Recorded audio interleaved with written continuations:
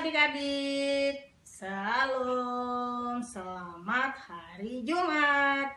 Hari ini kita mau dengar firman Tuhan. Kok hari Jumat dengar firman Tuhan ya? Ada yang tahu nggak kenapa? Iya, betul, karena hari ini adalah hari Jumat Agung. Hari kita memperingati Tuhan Yesus mati di salib. Nah, adik-adik, sebelum kita mendengar firman Tuhan, yuk kita dengarkan dulu ada video dari teman-teman kalian nih, Peter dan Aaron. Hai teman-teman, aku Peter. Aku gerejanya di GKPS Cikoko. Aku di GKPS Cikoko kelas 5 sampai 6. Kalau aku di sekolah aku kelas 5.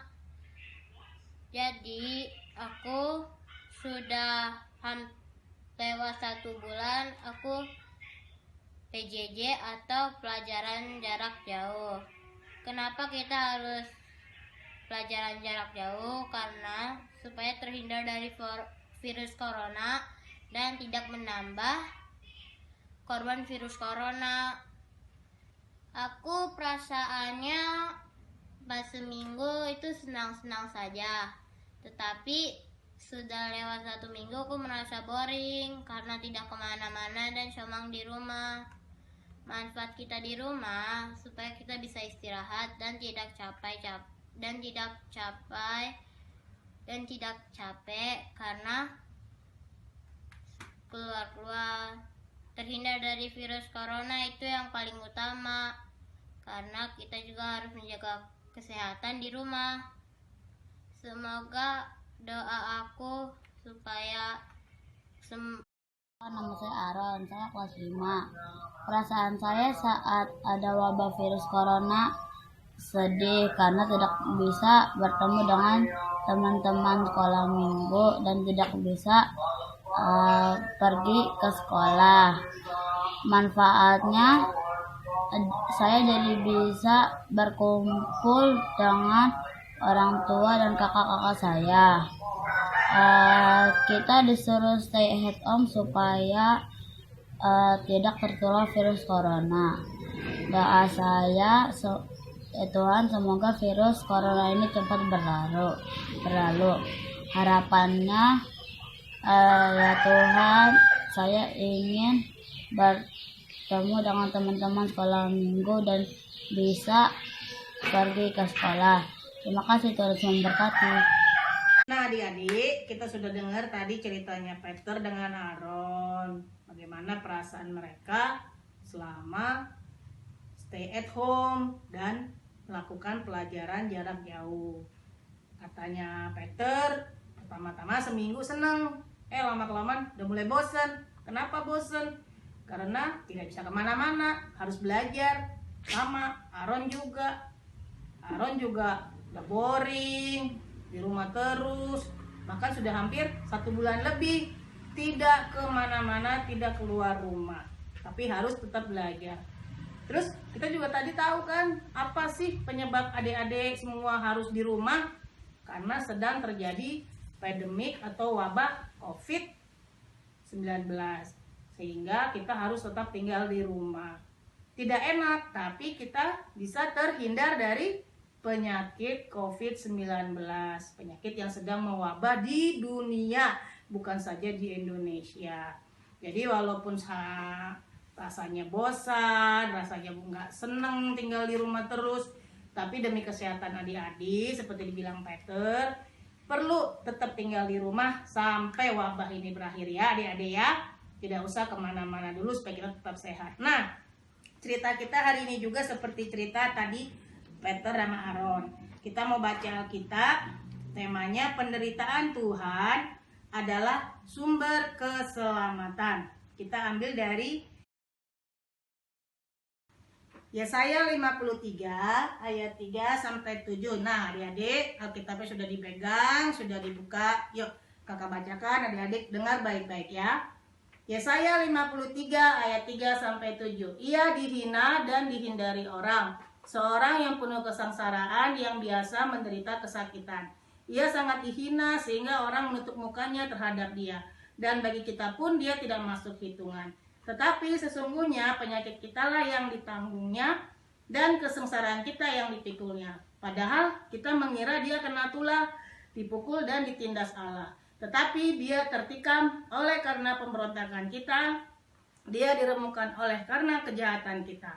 Ganjaran yang mendatangkan keselamatan bagi kita ditimpakan kepadanya, dan oleh bilur-bilunya kita menjadi sembuh.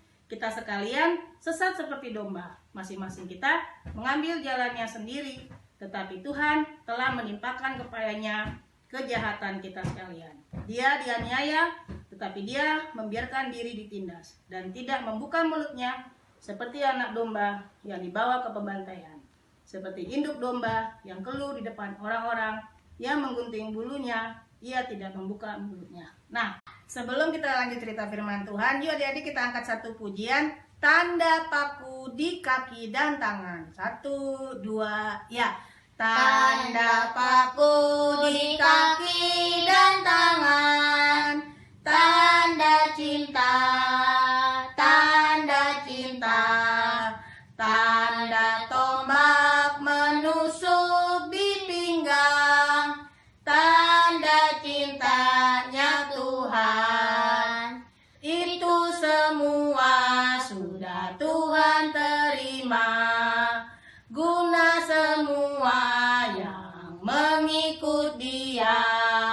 Selamat orang yang tidak melihat, tapi percaya juga. Pintar adik-adik.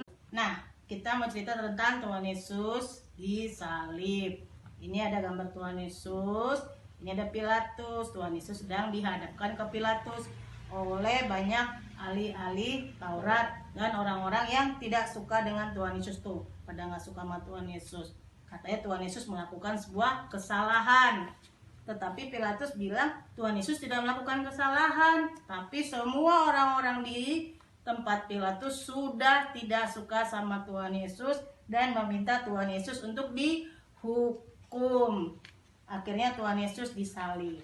Nah, di Jumat Agung ini kita memperingati kematian Tuhan Yesus di kayu salib. Tuh, Tuhan Yesus mikul salib, kepalanya dikasih mahkota duri, dia pikul salibnya, dia tidak pakai baju, dia dicambuk. Kelihatan kan sama adik-adik tuh, tandanya dicambukin sama tentara Romawi, ya, pakai cambuk yang berduri. Dan Tuhan Yesus akan berjalan ke Bukit Golgota. Pintar. Nah, di Bukit Golgota lah Tuhan Yesus disalibkan tuh. Pada tepat pukul siang tengah hari, semua gelap gulita.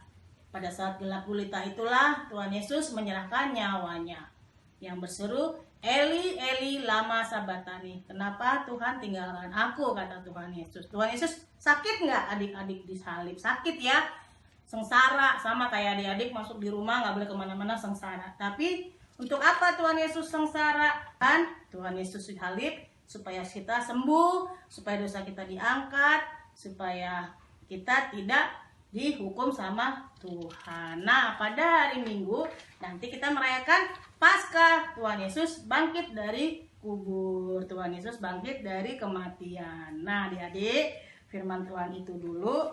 Kita baca ayat hafalan yuk, di Kolose 1 ayat yang ke-20. Kakak bacakan. Dan oleh Dialah ia memperdamaikan segala sesuatu dengan dirinya, baik yang ada di bumi maupun yang ada di surga, sesudah ia mengadakan perdamaian oleh darah salib Kristus. Nah, firman Tuhan sudah selesai. Yuk kita berdoa, lipat tangan, tutup mata. Tuhan Yesus, kami mengucap syukur pada hari ini. Kami memperingati hari di mana Engkau mati disalib untuk menebus semua dosa-dosa kami, untuk mengangkat semua sakit penyakit kami. Terima kasih Tuhan Yesus, karena cintamu kepada kami manusia, sehingga Kau mau disalib, memberikan dirimu dan nyawamu untuk menebus segala kesalahan kami. Biarlah firman-Mu ini Tuhan selalu ada di hati kami, dan kami semakin mengasihi-Mu Yesus. Berkati adik-adik supaya selalu percaya dan selalu berdoa kepadamu. Dalam nama Yesus kami berdoa. Amin. Sampai hari Minggu lagi kita ketemu adik-adik. Tuhan memberkati.